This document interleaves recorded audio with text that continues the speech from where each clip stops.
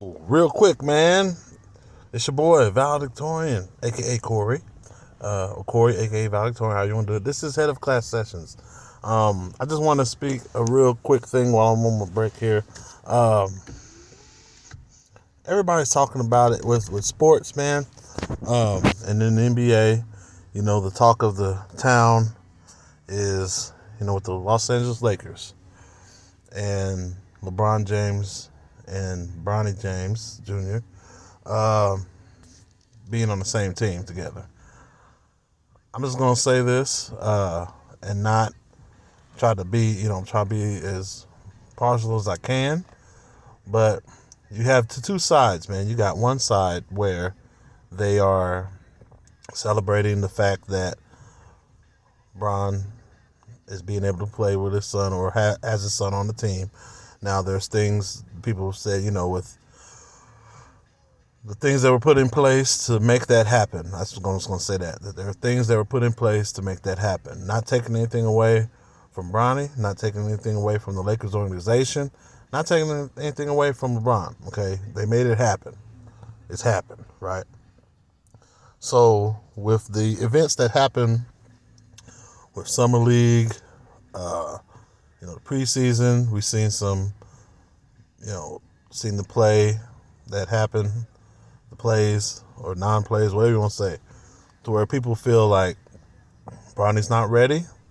A lot of people, you have, people on the other side saying that, he shouldn't even be there. I'm just going to say, I'm not going to state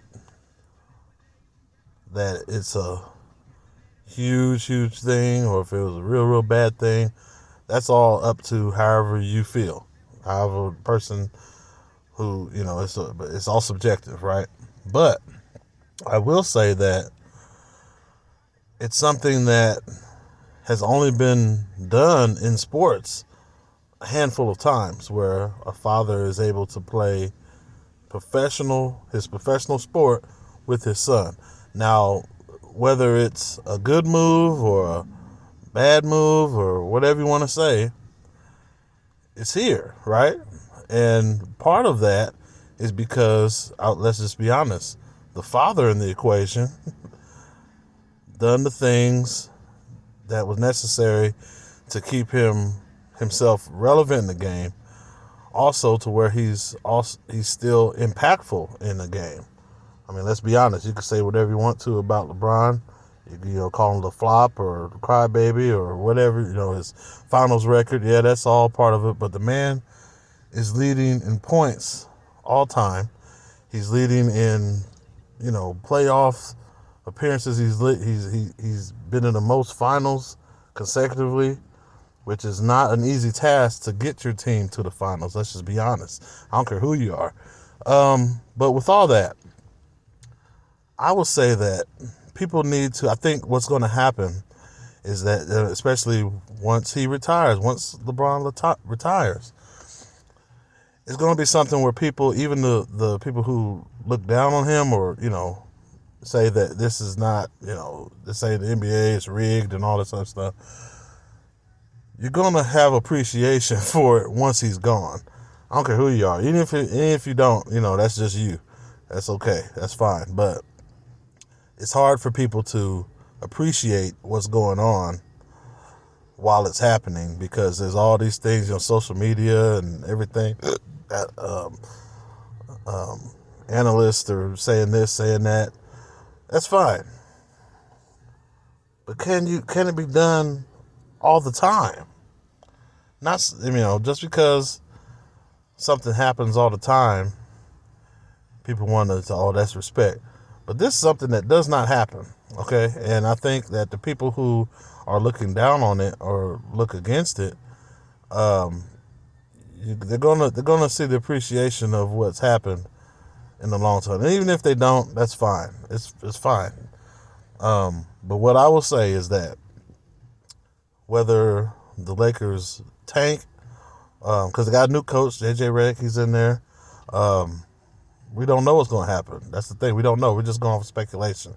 But the moment that, the father and son get on the floor and are able to play, that's something that between them two they could say that we did it, uh, we made it happen, and y'all can't take that away from them, man. I think at the end of the day, you can say whatever you want to, but you can't take it away from them.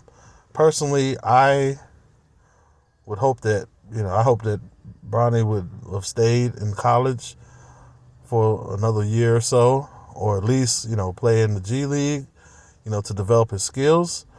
That part, I think I see it would have helped him more, but that didn't happen. So he got signed, and so people need to just kind of look at the totality of situations and not be so quick to go off their own biases. I mean, it's real hard not to, especially in sports. People are very dedicated to their own stances, to their own opinions. That's fine, but what we cannot take away from is that this is something that's going to happen, that's happened, that does not happen all the time. It's very hard for a father and son to be able to play together professionally in a sport. Like I said, it's only happened a handful of times. So, it is what it is. We'll see how it goes with the season. But I know one thing, it's definitely, a special thing, I believe, and that's just my own personal thing. So, all my NBA people, man, y'all just tune in and, y'all can watch and we can see what happens. But yeah, that was just my take on it, man, real quick. But much love to the people, man. I'm going to go ahead and I'm going to hit y'all with another few mini clip episodes, man. Just we'll keep the thing going. And much love to everyone who's been supporting. And I'll see you on the next rip, man. It's your boy, Corey, a.k.a. Valedictorian, Head of Class Sessions. Yo.